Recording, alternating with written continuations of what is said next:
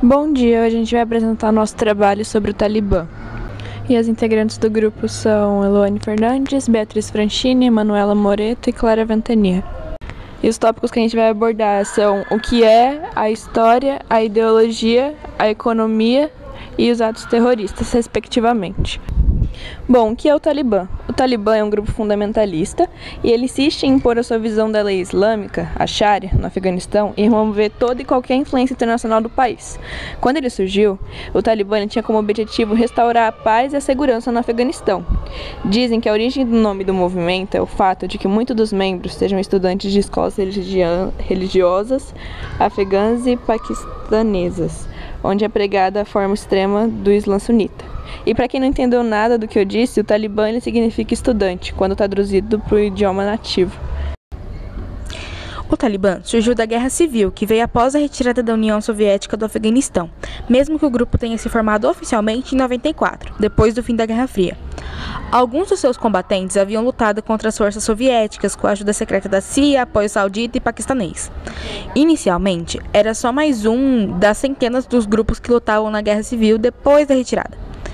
O fundador do Talibã, afegão, Mullah Mohammed Omar, ficou desapontadérrimo pela lei islâmica não ter sido colocada no seu país depois do fim da ocupação soviética. O divo reuniu 50 estudantes que diziam que iam livrar o Afeganistão dos manos da guerra e os criminosos, e eles falavam em restaurar a ordem, a paz, a segurança no país que estava destruído depois da guerra. Eles cresceram rapidinho com o apoio do Serviço de Inteligência do Paquistão, e aí começou a tomar cidade, distrito, região, enfim. O grupo, no começo, ele era popular entre a população, por combater sádicos e senhores de guerra, muitos deles antes apoiados pelos Estados Unidos. Reabrir rotas de comércio e proibir práticas tribais difundidas no interior do Afeganistão, como a Baixa Base, que era uma forma de escravidão sexual de meninos. Em 96, os talibãs ocuparam a capital Cabul e derrubaram o governo. Também executaram brutalmente um ex-presidente do país que governou com apoio soviético.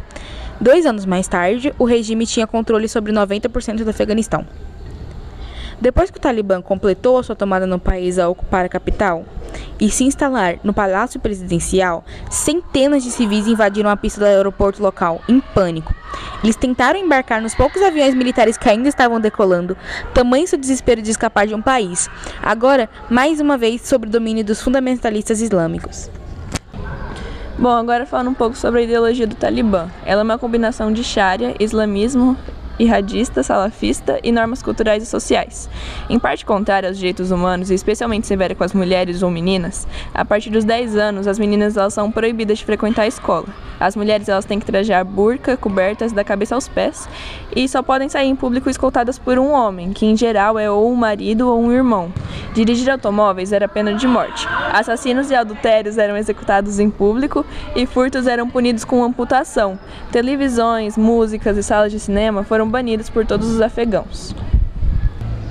Agora falando de economia, o grupo faz dinheiro com a exportação do ópio e da heroína. O faturamento com o comércio ilícito de drogas apenas em 2018 e 2019 é mais de 400 milhões de dólares, o que equivale a 60% da renda total dos talibãs. Outras fontes de renda são a mineração, impostos e doações, e dizem que transferências diretas de outros países.